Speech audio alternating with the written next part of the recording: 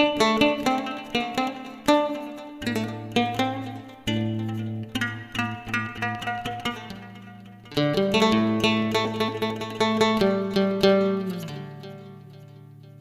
الله الرحمن الرحيم، والحمد لله الذي تتم بنعمته الصالحات وتطيب الحياة بطاعته، وبذكره تتنزل الرحمات والسكنات. وأصلي وأسلم على سيد السادات ينبوع السعادات، سيدنا أحمد محمد المحمود في الأراضين والسماوات، وعلى آله الشرفاء الأطهار ومن تبعهم من الأخيار. في الحقيقة اليوم نحن في مكان فاخر وعظيم وكبير، إنه قصر بوكايس. هذا القصر الذي بناه وسكنه الأجداد وعمره بأعمالهم الخالدة وروحانيتهم الكبيرة. هذا مكان هو مكان الإلهام، ومكان الإلهام كبير، وموضوع الإلهام أو الوحي له معاني كثيرة. جاء في محكم التنزيل الوحي بثلاث معاني. المعنى الأول الوحي للأنبياء والمرسلين، مصداق لقوله تعالى: لقد أوحي إليك وإلى الذين من قبلك، سورة الزمر الآية 65. ثم المعنى الثاني الوحي لغير العاقل، مصداق لقوله تعالى: وأوحى ربك إلى النحل، سورة النحل الآية 160. وجاء الوحي بالمعنى الثالث الوحي للعاقل، في سورة القصص الآية 7، مصداق لقوله تعالى: وأوحينا إلى أم موسى. وجاء على حد تعبير العلامة الأكبر والنور الأبهر سيدي محي الدين العربي، حينما قال: وما أنزلته في هذا المسطور ليس وحيا، ولست بنبي ولا وصي، وإنما أنا وارث وللآخرة حارث.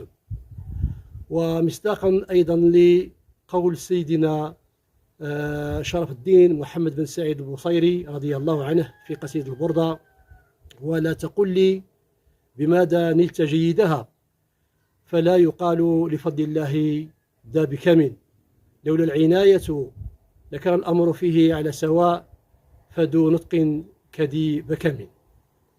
إذن أرى أنه من اللازم أيضا الرجوع إلى قول حجة الإسلام الإمام محمد الغزالي رحمه الله، حينما قال: كان ما كان مما لست أذكره، فظن خيرا ولا تستعن الخبر.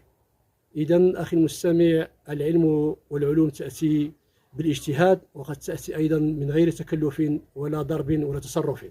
وللاستفاضة أكثر وللمزيد أخي المستمع، عليك بمراجعة كتاب رائع ومهم جدا جاء بعنوان الفيضة البلقائدية في الصلاة على خير البرية، لصاحبه الأستاذ الدكتور الباحث رحمة الله عليه أستاذنا العالم الجليل محمد بن بريكة البوزيدي الحسني، وهو أستاذ دكتور باحث بجامعة الجزائر، وعضو أكاديمية التصوف بالقاهرة، وله مقامات كثيرة وجليلة. أسأل الله له الرضوان والمغفرة. فقدته الجامعة الجزائرية وفقده أهل العلم والعلماء لحد سواء رحمة الله عليه. والمكان والزمان يجتمعان اليوم. المناسبة مناسبة ذكرى 68 اندلاع الثورة التحريرية، فقصر بوكايس وأهل بوكايس قدموا ما عليهم وتفانوا في خدمة هذا الوطن، وقدموا الأنفس الطاهرة سقطت شهداء على هذا البلد العظيم. ومنهم ثلة من الشهداء سقطوا بمنطقة تيمكناس، وآخرين سقطوا بعيدا أو بالقرب من قصر بوكايس. بالمناسبة أحببت أو قمت بنظم قصيدة شعرية بمعية ابن محمد عبد اللطيف، تخليدا وتعظيما لتضحيات الجسام لهؤلاء الرجال الذين قدموا أنفس ما عندهم وقدموا النفس والنفيس. إذا أعتقد أن عنوان القصيدة جاء يضم القصر ورمزية القصر من شهداء وأولياء، فكان عنوان القصيدة موسوم كالتالي: قصر بكايس حاضن بسالة الشهداء وكرامة أولياء. وها هي القصيدة وأسأل الله التوفيق. يا ثورة الجزائر والرجال النجباء، يا ثورة الأبطال، يا ثورة الحرائر ونضال الأوفياء، يا عنوان الجلال. نوفمبر يا من كسرت الطلاسم وأطلقت النار، نوفمبر يا من قهرت الغاشم وحررت الديار. وتقررت فيك تضحيات والجهاد في كل مكان، وضحى الشعب ومنهم أهل بكايس فسجل الزمان. وتحدى قصرها الصعاب والجوع وكان قوي المراس، وتقلد شبابها المهام وحمل السلاح وكان النبراس. واستشهدت ثلة من الرجال الأخيار 14 بتمكناس، رحمة الله عليهم، وحفظ القادر بكايس والناس. ويأبى المقام ذكر الفدائي الشهيد عبد الحي الساحلي، وكذا تذكر الفدائي الشهيد الحبيب علاوي. وتشرفت أرض بكايس بجثمان الشهيد بالخير شخاوي، ورفيقه المغوار في الميدان الشهيد موسى مساوي. قصر بكايس يا فخر الأحرار وحاضن بسلة الشهداء، قصر بكايس يا سر الأسرار ومنبت كرامة الأولياء.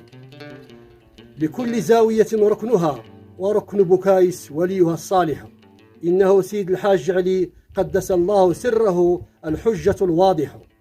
حق الرجال وقدرهم لا يعرفه إلا الرجال، حق الرجال وقدرهم لا يعرفه إلا الرجال، حق الرجال وقدرهم لا يعرفه إلا الرجال. وعند ذكرهم يزهو السلام وتطاب الأقوال. رجال صدقوا ما عاهدوا الله العظيم عليه، وعند مولاهم يعلو المقام وتستجاب الأعمال. هذه الأبيات من نظم التلميذ محمد عبد اللطيف بن عبد المالك بمعية أبيه من فيض شيخه، والصلاة والسلام بالتحية مع كامل التوقير للشريف سيدنا محمد الشفيع قطب الوجود وعلى آله. ما أود قوله الآن، أسأل الله العلي القدير أن يجعل هذه الأبيات بمنه وعطائه في البقية الصالحات، وأن يجعلها ذخرا للأجيال وأيضا مرجعا للأجيال، ويحيي بها كل نفس وكل فكر يسوق وله ذوق في التاريخ والتعلق بقصر بكايس. ما أود أن أضيفه الآن، لابد أن نراجع أنفسنا في 3 نقاط. أولا في القيم الأخلاقية، لأنني أرى أن كل شيء يتطلب فيه وجود الأخلاق، والدليل على ذلك أن سيدنا يوسف جاء على لسانه قال: اجعلني على خزن الأرض إني حفيظ عليم، ولم يقل إني عليم حفيظ. فالتسبيق في اللغة العربية له دلالات، تسبيق مصطلح أخلاقي حفيظ على مصطلح علمي عليم، فالعلم نسبي، أما الأخلاق فلها شأن في أي مقام وفي أي مقال. أود أن أقول يجب على الجميع أن يتكافل، يتراحموا، يتوادوا، يتنازلوا لبعضهم البعض. يجب على الجميع أن يخالف النفس والشيطان. قلت جاء في قصيدة سيدنا البصيري رضي الله عنه: وخالف النفس والشيطان واعصهما، وإنهما محضاك النصح فاتهمي، ولا تطع منهما حكما ولا خصما، فأنت تعرف كيد الخصم والحكم. واستغفر الله من قول بلا عمل، لقد نسبت به نسلا لذي عقم. إذن النقطة الأخيرة وهي الاهتمام بالشباب والصبر عليه ومرافقته، حتى لا يصبح الشباب عبء، بل يصبح شريك موثوق فيه. ولقد تفطن المشرع الجزائري إلى ذلك، وهذا ما حمله الدستور الجزائري بموجب المرسوم الرئاسي رقم 20/442 مؤرخ في 30 ديسمبر 2020، الجريدة الرسمية رقم 82 في مادته 73 والمادة 214 215. إذن علينا مرافقة الشباب وتمكينه من كل الوسائل التي تمكنه من لعب دوره السياسي والاجتماعي والاقتصادي. يا ربي بالمصطفى بلغ مقاصدنا واغفر لنا ما مضى يا واسع الكرم، واغفر إلهي لكل المسلمين بما يتلون في المسجد الأقصى وفي الحرم، بجاه من بيته في طيبة حرم واسمه قسم من أعظم القسم. في الأخير المجد والخلود شدان الأبرار، تحيا الجزائر، والسلام عليكم والحمد لله في بدء وفي ختم.